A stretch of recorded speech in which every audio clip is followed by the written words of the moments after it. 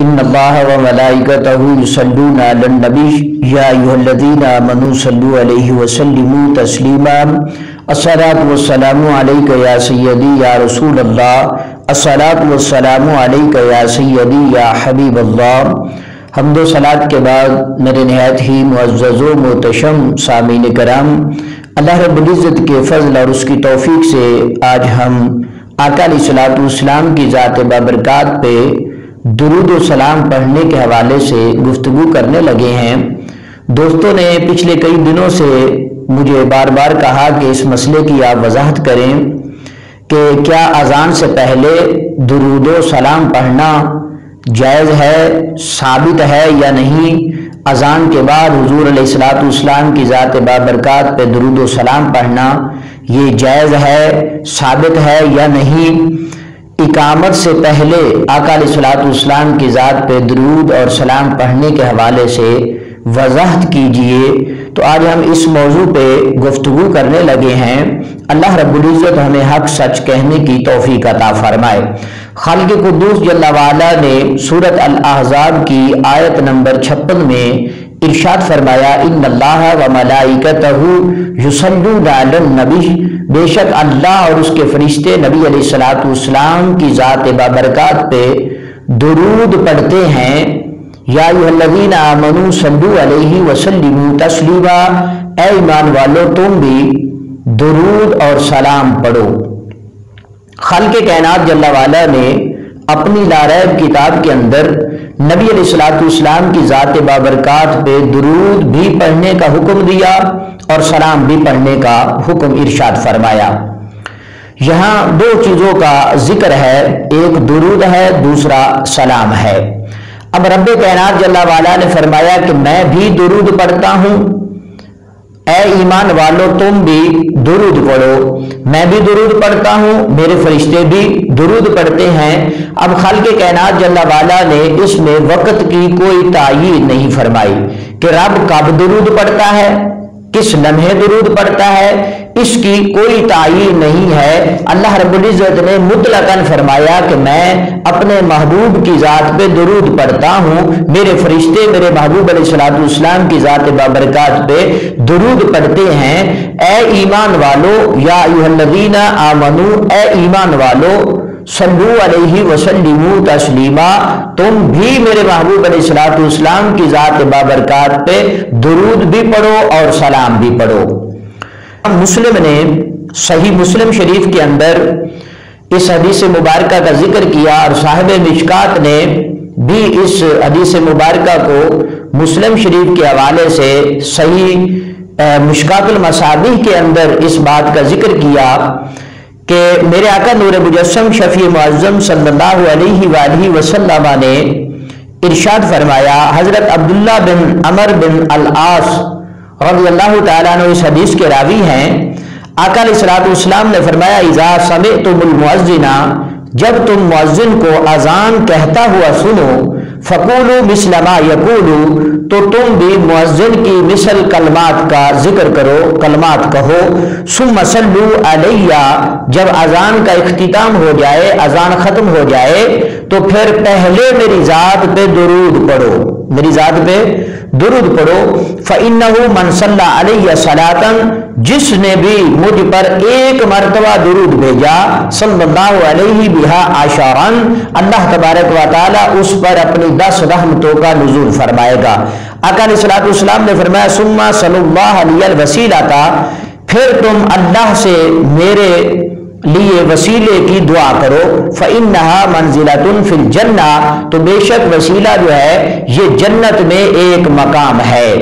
میرے آقا علیہ الصلوۃ والسلام نے اس حدیث مبارکہ کے اندر ہمیں درود پڑھنے کا حکم ارشاد فرمایا۔ اب سوال یہ پیدا ہوتا ہے کہ کیا درود اذان سے پہلے پڑھنا چاہیے؟ درود اور سلام کیا اذان کے بعد درود و سلام پڑھنا چاہیے؟ خالق کائنات جل وعلا نے اپنی لاریب کتاب کے اندر اذان سے پہلے، کیونکہ رب کائنات جل وعلا نے واضح طور پر ارشاد فرمایا کہ میں اور میرے فرشتے جو ہیں میرے محبوب علیہ الصلوۃ والسلام کی ذات بابرکات پہ درود پڑھتے ہیں، اے ایمان والو تم بھی میرے محبوب علیہ الصلوۃ والسلام کی ذات بابرکات پہ درود بھی پڑھو اور سلام بھی پڑھو۔ اللہ تبارک و تعالی نے ہمیں درود اور سلام پڑھنے کا حکم دیا، اس میں کوئی قید نہیں ہے اور کہیں بھی اس بات کی ممانعت نہیں ہے کہ کہیں کہا گیا ہو کہ اب میرے محبوب علیہ الصلوۃ والسلام کی ذات بابرکات پہ درود نہ پڑھو، بلکہ قرآن میں واضح طور پر رب کائنات نے آقا علیہ الصلوۃ والسلام کی ذات بابرکات پہ ہمیں درود پڑھنے کا حکم ارشاد فرمایا۔ اور آقا علیہ الصلوۃ والسلام نے صحیح مسلم شریف کی یہ حدیث ہے اور سنن ابی داؤد شریف کے اندر بھی حدیث مبارکہ موجود ہے، آقا علیہ الصلوۃ والسلام نے فرمایا کہ جب تم مؤذن کی مثل وہ کلمات کہہ لو اذان ختم ہو جائے تو پھر تم ثم صلو علیہ میری ذات پہ درود پڑھو، میری ذات پہ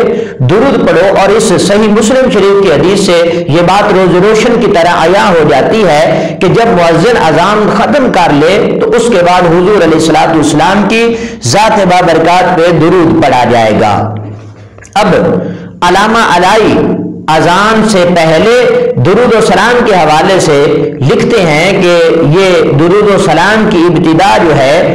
781 ہجری کے ربیع الاخر میں پیر کی شب عشاء کی اذان کے وقت ہوئی۔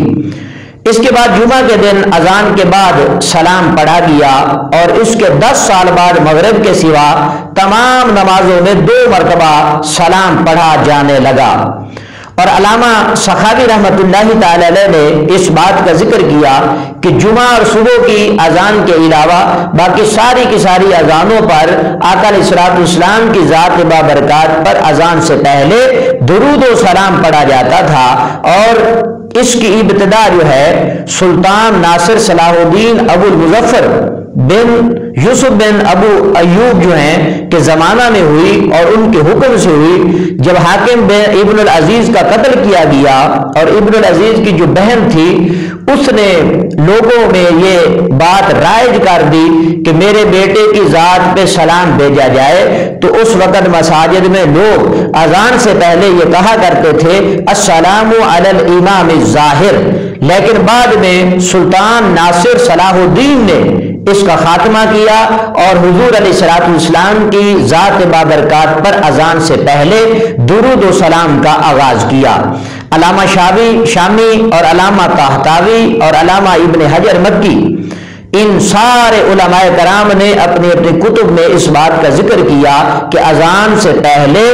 درود و سلام پڑھنا جو ہے یہ بہترین عمل ہے، اور علامہ ابن حجر مکی نے فتاوی کبریٰ کے اندر اس کا ذکر فرمایا۔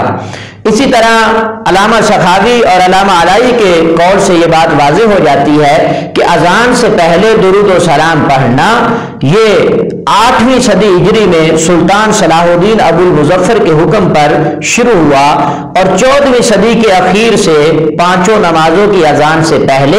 اور اذان کے بعد آقا علیہ الصلوۃ والسلام کی ذات بابرکات پر درود و سلام پڑھا جانے لگا۔ امام اہل سنت امام احمد رضا خان بریلوی رحمۃ اللہ تعالی علیہ سے اقامت سے پہلے حضور علیہ الصلوۃ والسلام کی ذات بابرکات پر درود و سلام پڑھنے کے حوالے سے سوال کیا گیا۔ فتاوی رضویہ شریف کی جلد نمبر 5 صفحہ نمبر 387 پر مسئلہ نمبر 348 میں امام اہل سنت رحمت اللہ تعالی علیہ نے اس بات کا ذکر فرمایا کہ اقامت سے پہلے حضور علیہ الصلوۃ والسلام کی ذات بابرکات پر درود اور سلام پڑھنے میں کوئی حرج نہیں ہے،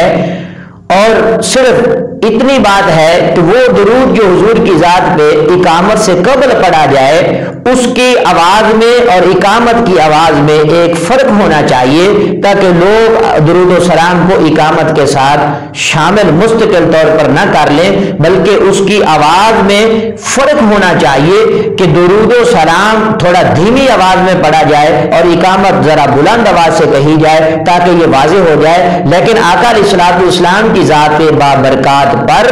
اقامت سے پہلے